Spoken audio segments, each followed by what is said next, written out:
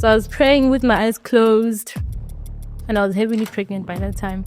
That's when I felt a shock. I had to look what was up. When I looked, that's when I saw blood everywhere. My finger was falling off, like my skin was cut open. I saw holes here. When we started screaming, because my fiance at that time was like, "No, my woman is shot, guys. Look at what's going on." And that's when they're like, "Okay, just sit down." They didn't even bother to call the ambulance. Hey, we did everything ourselves. They were just so concerned on the anointing oil and praying for me. Like, they just prayed for me. And yeah, seriously, they thought maybe it's something little, but it was serious.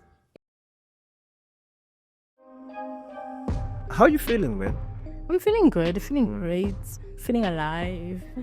I like your energy. You seem to be a person that, is always, I'm sure when you're with your friends. Always happy. Yeah, it's like that friend that's always like hyper, That's me. I'm always ready to motivate. Yeah. Or you're a to motivator. elevate. Yeah. Oh, okay. In your friends, are you the loudest? Not really. I'm not too sure. Yeah. I think I fit. I'm able to fit anyway. So I just read the energy and I read the vibes. Yeah. Nice. Tell me about yourself. Who are you? Where you from? Okay, my name is Vicky McKay.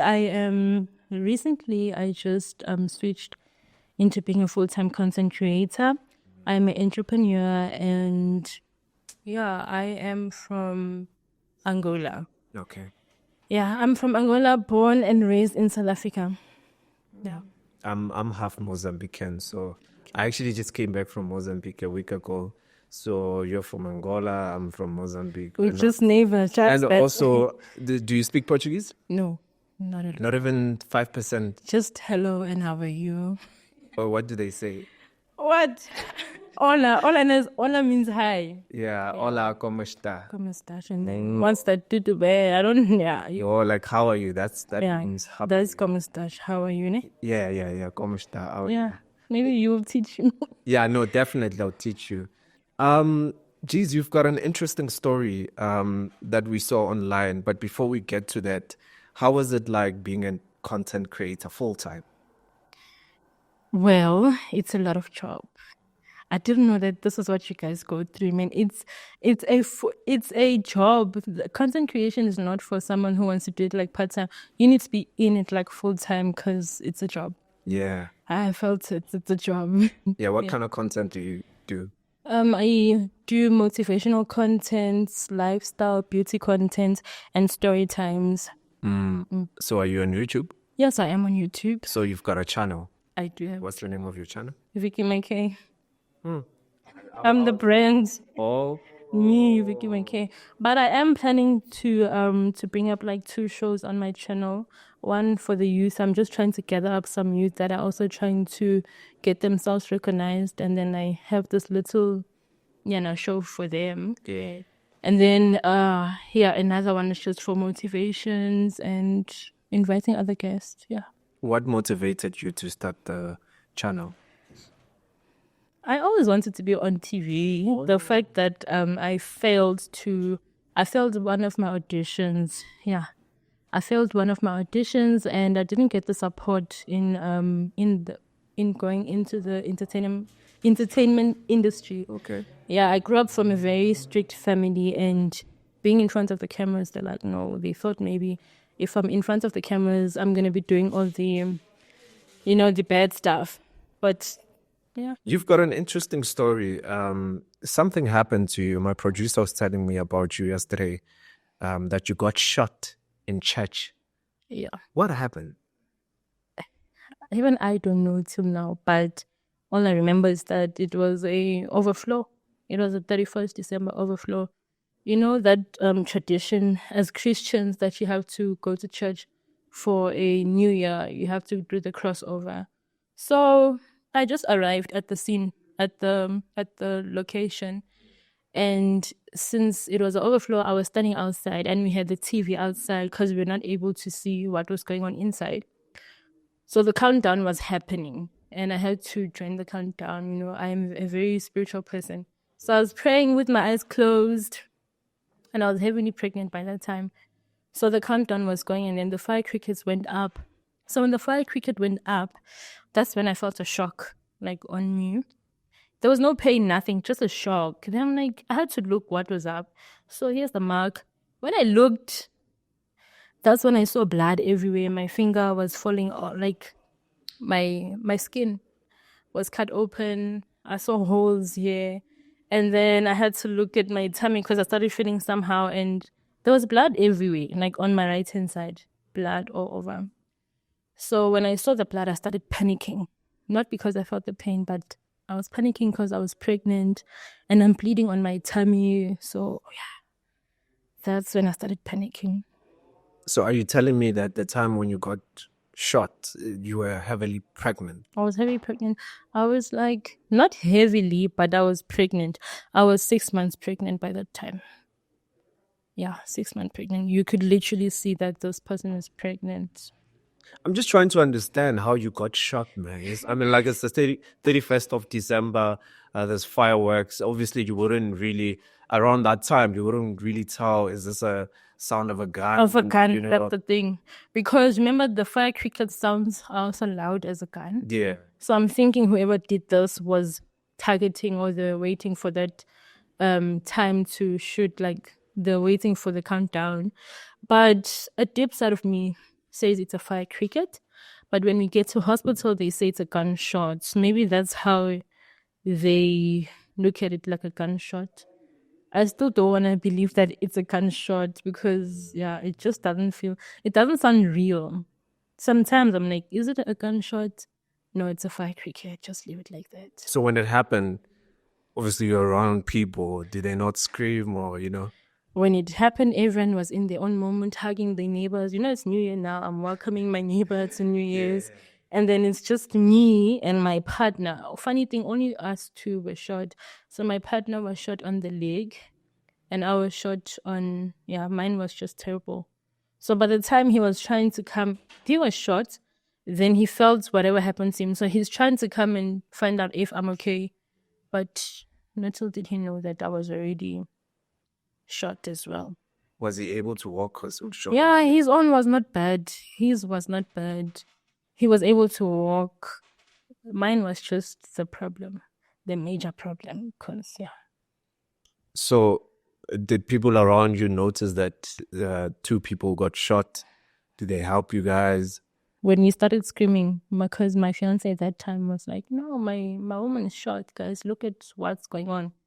And that's when they're like, okay, just sit down.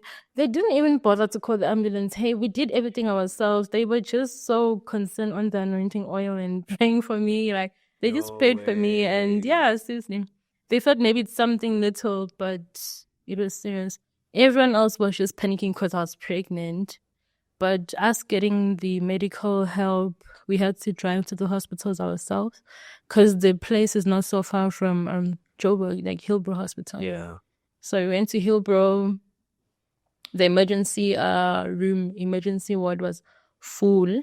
Yeah. And I didn't get much help. They only managed to to scan and see what's going on. So when they did that, they said, this one needs serious attention. It's too deep. She's pregnant again. Can you guys just go back to the hospital that you came from? The hospital that she goes for her monthly checkup. Can you just go back there? So we're looking at the time. It's far. It's very far.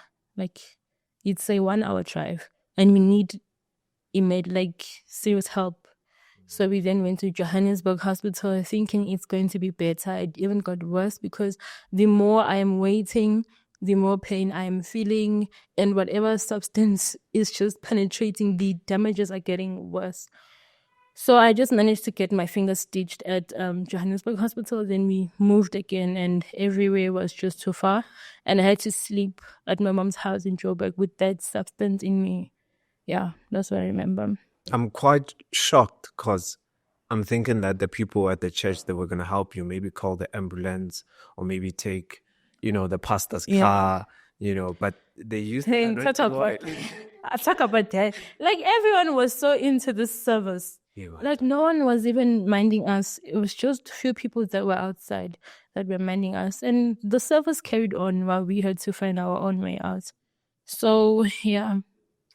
I did think of going back to the church, but I'm like, it's done, it's done. Were there ushers? Because, if I don't know how many people were there, but I'm pretty sure maybe you guys were like 500 because remember you did mention that you were at the overflow and you were watching the screen and because the church was full. But I'm sure there were ushers around that could, potentially help you. The only thing they could help with is water or just like sit down and relax. What else could they help with? There were ushers, but what could they help with? They couldn't help us get to the hospital. The only thing they could help with is just to maybe deliver the message that someone outside got shot. And they only offered me a chair, like, sit down, relax. I think no one took it serious now because they didn't see the bleeding, because the bleeding was inside. I was wearing a jacket, so the bleeding was inside. I think they just took it like she's hurt. No one took it serious. No one did. How did you feel, man? Because you're in church. I mean, church is most of the time when people go to church, they're supposed to feel safe, regardless of you feeling safe spiritually and stuff. But you're supposed to. That's where you could actually imagine if maybe you're on the edge of giving birth, and then you feel in pains. You're expecting women to come through and to help you. Yeah. How did you feel, though? I felt very disappointed because I was one of the person that would make sure I come on Sunday. Even on Sundays, they wouldn't do the follow-up, like who's who. I feel like they were just after, what's that title position? Like if you don't have, I was just a normal member. So I feel like the focus is more on the people with the title, like ushers, the deaconess, that kind of a thing. But a normal member, the attention is not there. We don't receive the attention that they give other people. So I was disappointed. And the way they carry themselves, I was expecting like special attention, So I'm like, no, that's when I knew, like, really when someone says, in this world, you're alone. How long have you been going to the church? It has been for 2 years. I have been going there for 2 years. I've been there for long. Yeah. Yeah. You speak about churches, going for people that have titles and stuff like that. And it's something that I've been asking myself, that if you go to a church and they notice that you're a cop or maybe you have a corporate job, or maybe you have a business, do you think certain churches, they would find a way to bring you closer, maybe make you part of the committee because of you have this amazing title as a CEO, or maybe you work at a head office of a bank or something like that? Do you think there are churches that do that? That is just it. And it's so disappointing because they're forgetting, like, what's that thing? Back then, it wasn't like that. Back then, it's just to preach the gospel, to bring people close to God. But nowadays, what we see in these churches is very disappointing, because if you're not up there, if you don't have a title, if you don't have, then you're like that person, just a member, Anjay. It's not all churches, but let's say 88%. Yeah, that's what's going on. 88%. Yeah, that's what's going on. And remember, and most people just look at you from appearance. Yeah. I have seen that. There's sometimes when I want to look good, and there's sometimes when I just feel like, I'm just tired, but I want to go to church. And you're going to see the difference how people treat you. So, yeah, I even sometimes question, like, that's why I'm mostly in my own space. Maybe on a Sunday I pray at home. I don't need to be worshipped. I don't need to be praised, because that's not the main thing. We are not there for a human. We are there for God, But the way things are, it's very disappointing. Because come to think of it, you speak about 88% of churches, that would really consider you or take you serious if you have that title. Yeah, that title. You have money, you're driving a nice car. You should try it. Go to church looking snacks, and then wait for after service. How it is. Yeah, you'll know, you will see. You will see the vibe. Yeah. After church, people will socialize, and you'll see the vibes. I'm telling you. And that's when you see it. That's when you see the real thing. And you feel like, oh my God, okay, I don't fit in here. I remember my friend is like, no, I went to that because we used to go to old church. And she was like, I went back there and they don't even recognize me. They gave me a back seat when I was early, but they had to keep the front seat reserved for other people that are looking better than me. So I'm like, yeah, that's why you see me. I'm sitting on my own. So since that experience, every 31st, I'm not going out. I don't feel comfortable. Like, yeah. Isn't that too obvious that, these people, they're after your money? Well, it's not. Now they have made it seem like they make it like that. That's why almost like everyone will tell you, I don't go to church. They have spoiled that, the tradition.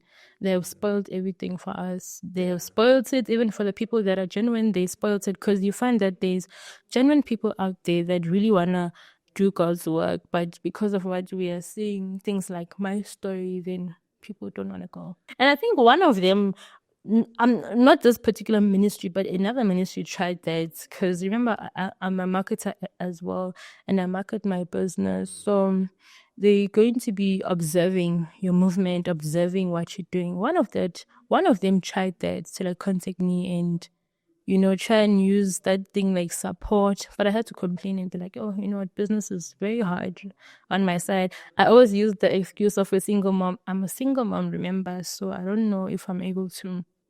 So you look at it like that. When you're not doing so well, the attention is not on you. When you're doing well, that's when the attention comes. They start to look for you. They start to make up stories. I had a revelation about you. And they think I'm that type that's going to say, okay, thank you for the revelation. Here you go. No. Then now, when you pray, you have your own relationship. Yeah, and I know how it's going. Yeah. Because I also have the revelations from God. So what God shows me about myself and people, that's enough. So people do use that. They will bring up stories just to get to your finances.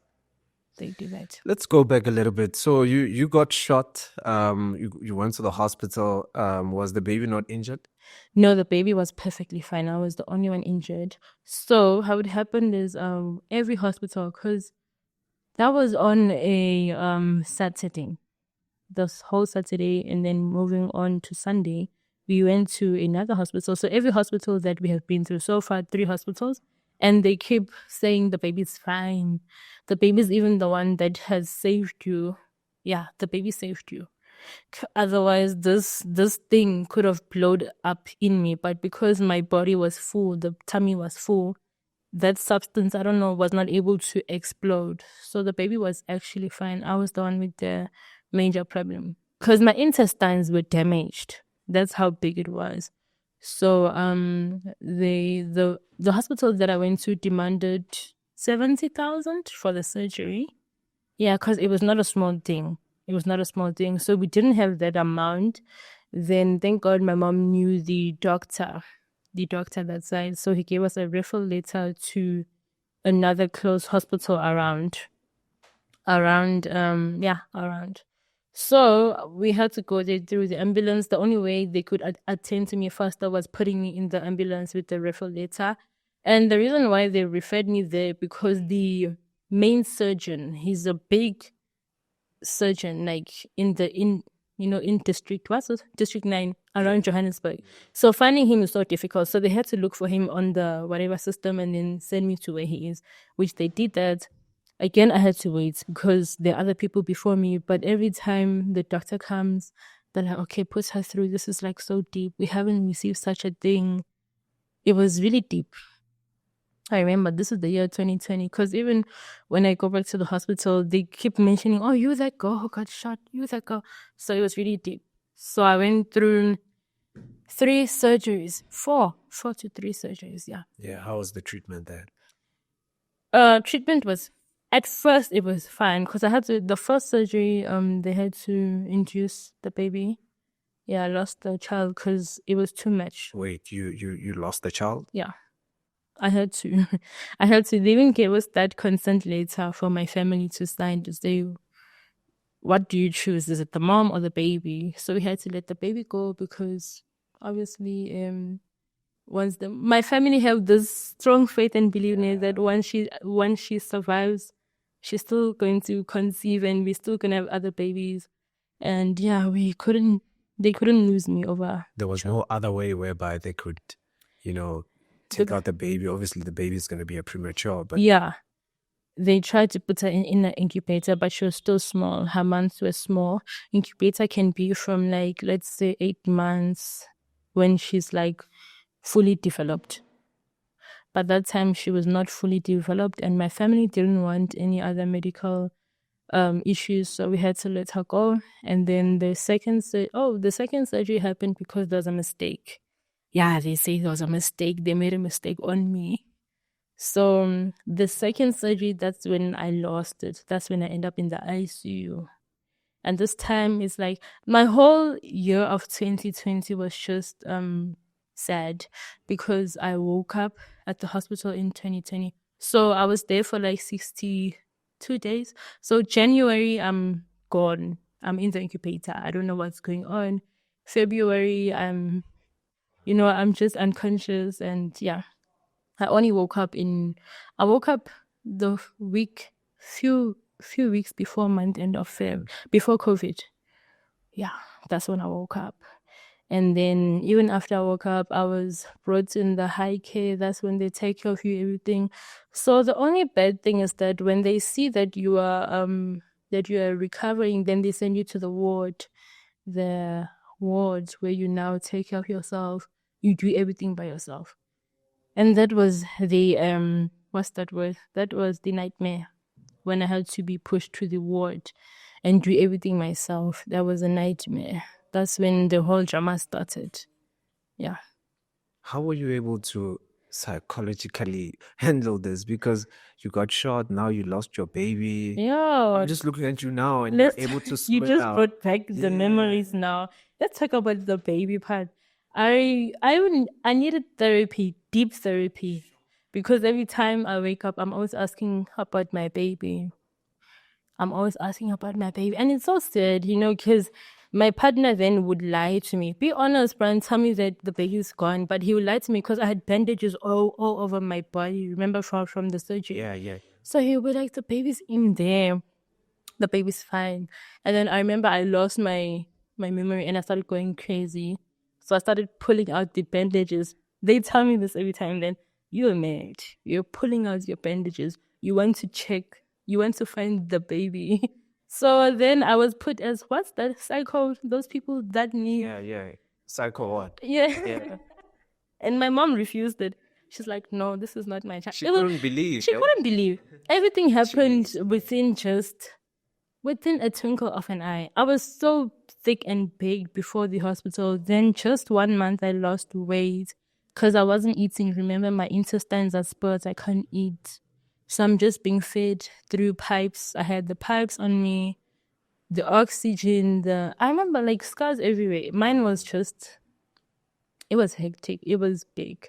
And then I had a suction machine on my side to suck in. I don't know what they were sucking in, but the wound, it was a lot. Because sometimes I'll get tired and I'll be like, I don't want to do this anymore. I start pulling out the cables.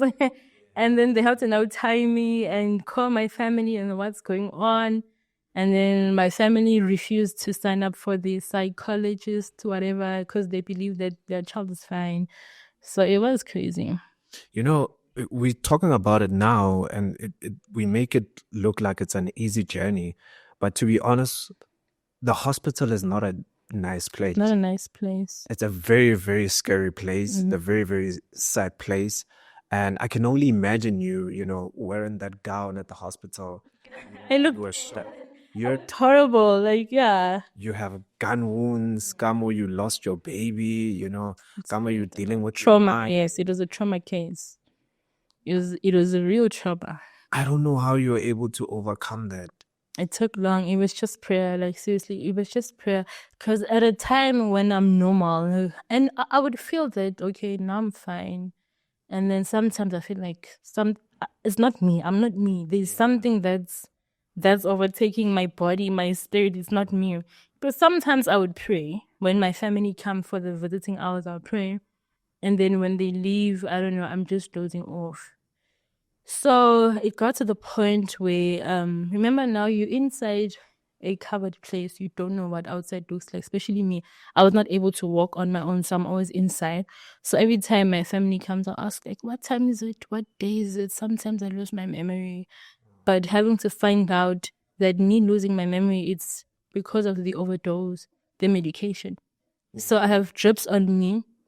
Then they also give me like physical medication. Then because my issue was so deep, I had to use a colostomy bag. This is something that people want. Let me say, this is something that people wanted to know. Yeah, I used the colostomy bag for a year. What is it? So it's a bag that you poop. Okay. Yeah, you don't poop through. You don't do your number 2 no more anymore, because remember my intestines are spoiled. So they had to put me Surgery. the right? surgery. Okay. So they're waiting for that intestine to grow back. The nice thing is that intestines are able to grow back. So it takes 6 months for intestine to grow back, a new intestine. So I use the colostomy bag, which you put on your body.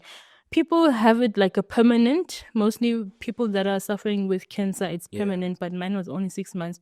So I had to poop through the bag. So anything that I insert through my mouth comes out of the bag. So sometimes it gets full and I cannot do it myself. That is the sister's job, the nurse's job. But because the issue was like disgusting, it was so much. I remember they even placed me in the corner bed and they don't give me that attention. Unless if it's visiting hours, then they calculate, then they're like, okay, her family is coming, let's bath her, let's clean her and keep her clean. Then there was a time that a nurse, she even threatened me. She's like, you're making noise. Do you want to cry again? And when she said, do you want to cry again? I'm like, no. Then when my family left again, I was asking for help. Then they come and poke me with sleeping injection, because they don't want to do much job. They know that when she's asleep, we are able to do whatever we want in the hospital. So those sleeping injections would make me lose my memory. Thank God my mom is a nurse. She has some experiences on that. So she saw that every time I come, my child is always weak. And this is not how we left her. Because my mom had to do their job now. Visiting hours, my mom would bath me and clean me, to the point that they even started shouting at her, why does she do that? It's not her job. But why are you guys not doing your job? Do you understand? So I lost my memory. And that was, I think, I used to lose my memory a lot. Until my mom had to put a notice that she wants to see my surgeon and find out what's wrong. Because when they give you those injection sleeping thing, they don't record it down. They don't do that.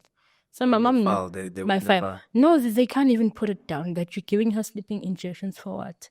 Those are for patients that sleeping injection is like, if you want to go through theater, then they give it to you to doze off. So they need to specify on your file that we're giving this person this medication. Because of this and this happening to her. But they wouldn't write that down. They wouldn't write that to me. So every time I'm losing myself, maybe I'll wake up the next morning. Then I feel heavy until my mom, until I noticed it myself, that there was a nurse that came and poked me with this injection. Even sometimes I'll lose my memory when my parents come. I don't even recognize them. I have to keep quiet. And there was a time that I'm now telling my family, like, this is what's going on. And they don't believe me. They always think maybe I'm lying, I'm this. So that's the other thing about people that are in hospital or people that are under medication. We need to take them serious. Because people think that they are mad. It's not mad. We're speaking the truth. Because that's how I was speaking. I was speaking like a psycho, but it was true that this is what's going on. This is what I see at night, you know. Yeah. So it happened until my mom had to speak to the surgeon, the main whatever. Yeah. And then it was even a problem to get me out there. It was a problem. And we saw that they wanted to make my life miserable. I don't know why. Maybe because I had the most visitors. Because my visitors would come before visiting hours every time to check up on me. Like the love was there. And you know, some sisters, they get annoyed. Like, this one, every time her visitors, what they demand. Quick one. Yeah. What do you think is happening with the medical professions at the hospitals, especially in South Africa? Because it seems like their attitude is not so right. You know, for a normal person going to the hospital, they would be thinking that they go in there to get help. But when you get there, you're not really getting the help that you actually deserve. And by Tuga, you know, they swear at you, you know, look at yourself, for example. Right. They put you at the corner, they didn't want you to speak. But what maybe is it a thing of maybe they're not getting paid enough for the job that they're doing? That's why they result in acting the way that they're acting? No, I feel like they are getting paid. It's just that it's not what they wanted to do. They're just there for the money. I have observed they're just there for the money. That is it. They're not there for the passion. They're not there for helping, you know. It's very few that are there for the passion of helping others. And you will see the ones that are there to help. And you will see the ones that are just there waiting for a month in for payday. Yeah. That is it. I have observed that a lot. So were you able to, you know, come back and, you know, find yourself, your mind coming back, your memories coming back? Yeah, I had to leave the hospital. So the time I was discharged, this is February 2020, the time that I was discharged, then I had to go live with my mom. So being around family, socializing brought back my memory. That's how my memory came back, when I had to be around family. My sister used to help me with these puzzles. Like, we're going back to grade R. I was like a grade R student now. You have to know, like, teach me. And it took time. It took time, yeah. You know, I've actually noticed that, sorry to cut you, that most of the time, even if you can be at the hospital trying to be healed, but one of the best places to be healed is at home. Yeah. Being around family. So, because I'm saying this, there's one of my grandpas who's having dementia, you know, and they wanted to put him at a center. So he, after they brought him back home, he started to gain back his memory. So I noticed that actually being home can really, really help you a lot. A lot. It will just bring back the memories even faster, and you'll recover faster. Because remember, home is the place that you grew up in. You did most of the things there. So every movement you make will bring back that, like, you're now thinking, okay, this is how it was. This is what I used to do. Just by holding this specific item, then your memory comes back. You know, yeah. So home is the best place to recover. Yeah. Just to get a little bit more content, when you were at the hospital, what's the craziest thing that you've ever seen? Did you see ghosts? Did you see...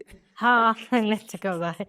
You mean spirit? I don't know, is ghost a spirit or what? It's real, guys. No, let me just say this is real, because we mostly see this on your series. You know, those series that we show on, what's those? Yeah, on the SABC. It's real. Yeah. What people go through in the hospital is real. You see them, even like physically, you see them.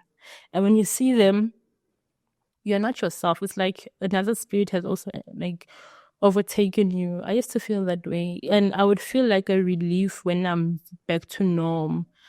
And then sometimes I feel like something has overtaken me. Yeah, there are a lot. Even the patients. Remember, there are patients that are not really sick. They're there to win souls. Everyone is working, guys. They have their purpose. There are those that are winning souls at night. There are those that are there to do a lot, to sacrifice. It was a lot. Oh, because of some of the patients are actually at their weakest point. Weakest. And if your spirit is not strong, because I remember someone said that I leave this one, her spirit is too strong. She has a stubborn spirit. There was a lot like that. I remember there was even another patient opposite my bed. And I don't want to use that word because people are... She's like she's a sangoma. Okay. Yes. Because people have different... Hence, I'm saying there are those who have their own reasons and purpose. There are those, So she would always take a pen and with the right hand, she'll call me and she'll hold the pen. And she'll say, look at this pen. And I don't know what she would do. Then I doze off. Then when I wake up again, like normal, she's no longer like okay with me. Wait, so she would wake up, hold the pen and say... She would say, yeah, every time she'll be like... Because remember now, I'm like a kid and people take advantage of your situation. They now laugh at you. They call you Nana. They used to call me Nana, like, look at this. And you're also thinking it's like like a fun thing. She'll say, look at this. And then she'll call the other friends like, look guys, look, it's really happening. And then I'll look at it and then she'll do it 3 times, something like this, and then I doze off. Then when I wake up, I would feel like it's a dream, but it's not a dream. It's real. Like she's literally sleeping on my bed. Like everything happening is reality, but to me, it will feel like a dream. Yeah. So it's real. And then you see different things. I would see a lot. I would even dream, even my current life right now, what I'm living now, this one was like a revelation. I did see it happen in my dreams. Yeah. The same thing. The same thing. I did, like being a single mom, my partner. I did see all these things in the dream. Yeah. The different sisters, I would even know their name in the dream. And when I wake up now, it's like a game, like now you know everything, like a deja vu, like, I have lived this life. She's gonna touch that. I saw that, like now, So the moment I stayed there late, I got used to it and I felt like I'm never getting out of here. I felt like now it's my home. Now I have to get used to everything, So I would always like be quiet. Yeah. Now I know I have mastered the whole movement. I know, okay, around 6, this sister's gonna come and poke me. Let me act dead. Now I'm acting like I'm sleeping, like because I don't want her to poke me. If they see that I'm awake, they'll poke me. So now I have to pretend like I'm sleeping. After everything that has happened, how are you feeling? Have you healed? Because come to think of it, you've been through a lot. You did mention that you are a single mother now. I actually wanted to ask you, where's the guy that you got shot with? He's no longer there. He's no longer. You lost a baby, almost lost your mind. You've been through so much. And when I look at you and you are able to smile, that to me says you are one of the strongest people that I know, But how are you feeling? Have you healed? Long time. I healed a very long time. I healed on the same year because that was just the beginning of 2020. So let's say I healed. Going to the end of 2020. I was totally healed.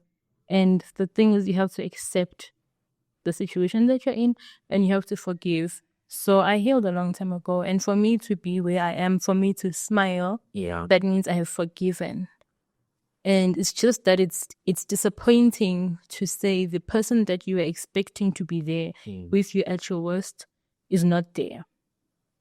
Now we're looking at family. Now family have to come in the picture on something that they don't even know how it started. So yeah, it is disappointing to say that my partner then left. He left because he thought that I would never be better because I was still under the colostomy bag that I spoke about, that bag that I had to poop. So he's thinking that it will never be reversed. He thought I'm going to be like that. Forever. But the reason why I had that longer, it's 6 months, but mine took a year because of COVID. The theaters were closed. So he left. Did he leave before? He left before COVID. And then when he heard that I was fine, now I'm back to normal, I'm able to go to the toilet again. Then now he's showing concern. So yeah, I just had to forgive him for leaving me when I needed him at my worst. And I move on. Ish. Yeah. I move on. If you would get diagnosed with cancer, that guy would leave because they're like, no, I can't stand this. She's dying soon. Yeah, so let me get the alternate. You know what I mean? So I feel like, yes, we say that we love people, but the love is conditional love, Yeah. And I really think that we need to go back and understand what love is, because that's not love. Now when you're fine, somebody wants to come back. That's the thing. So the only way for you to know true love is when you're at your worst, when you cannot do anything for yourself. Remember, you are now 2 in the picture. The other one says, some people say you my missing rib. Let's see about that. When I'm at my worst, are you able to be that missing rib? That's the thing. So it's really sad because I feel like people now don't understand the term love. Yeah. I feel like now it's all about the physicals, the materialistic things that people get out of relationships. Yeah. That is just it. It's not the physical. Because the physical is like now what we're talking about. If I have to lose my legs, will you be there for me? Sure. Or you're going to run to someone else because now I'm crippled. But this is not how you met me. You met me, you know, like, are you able to stand there with me till the end? It's really hard to find true love, actually. It's very It's difficult. hard. It's difficult. Yeah. But thank you so much, Sis Vicky. Yeah. I really appreciate you for making time to come and share a story with us. Thank you. Appreciate it. I hope you enjoy your drink. Yes, I am enjoying it. Thank you so much. Yeah, thanks. And cheers.